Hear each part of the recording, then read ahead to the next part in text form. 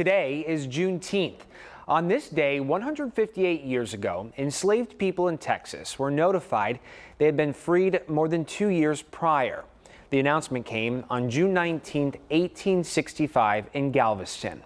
This historical moment is celebrated each year. 2 years ago, President Joe Biden signed legislation making today a federal holiday. What you might not know is Juneteenth is also celebrated in a small village in Mexico. KPRC2 anchor Keith Garvin traveled alongside photojournalist Roger Franco to Nacimiento to discover the connection it has with Juneteenth. Keith is joining me this morning to chat about this trip. Keith, this must have been an experience perhaps emotional at times. Oh, it was amazing, Zach. I've been celebrating Juneteenth. I was raised in Bryan College Station, so I've been celebrating Juneteenth since I can remember. I came across the story about 3 years ago, and I was pushing every year to do it. Didn't get the permission, but I decided to continue to ask, and I'm so glad I did because we went back, as you mentioned, me and photojournalist Roger Franco, and it was just absolutely amazing just to see the culture and realize this history has been there for so long, and so many people just don't know about it. Keith, the town's pronounced Nacimiento. Is that how you say it? Nacimiento, yes. Yeah, that means birth in Spanish, and the name of the village is Nacimiento de los Negros, which means the birth of the blacks, literally. And today they are a mix of Mexican, African, and Seminole Indian, and they've been there since 1850. And they really still to this day embrace all aspects of their culture and their heritage. They really have an amazing story. For people not familiar with the geography of where this town's located, where in Mexico is it? So it's in the state of Coahuila, which is the first state outside of Texas. It's about 110 miles from the Texas border from Eagle Pass, Texas. So it's there in the mid-north section of Coahuila, the state of Coahuila.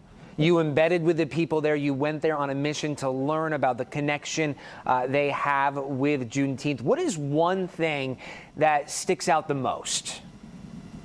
Well, as a historian and an artist who was there to create a project there, and it was a really amazing project, as he said, the people there are the descendants of warriors. They actually were, the reason they were able to come into Mexico and stay is that the Mexican government said, okay, we will allow you to stay here on a couple of conditions. One, you have to take Mexican names. And two, you have to defend the border from the native tribes that are trying to attack the Mexican government. Of course, this was in the 1850s.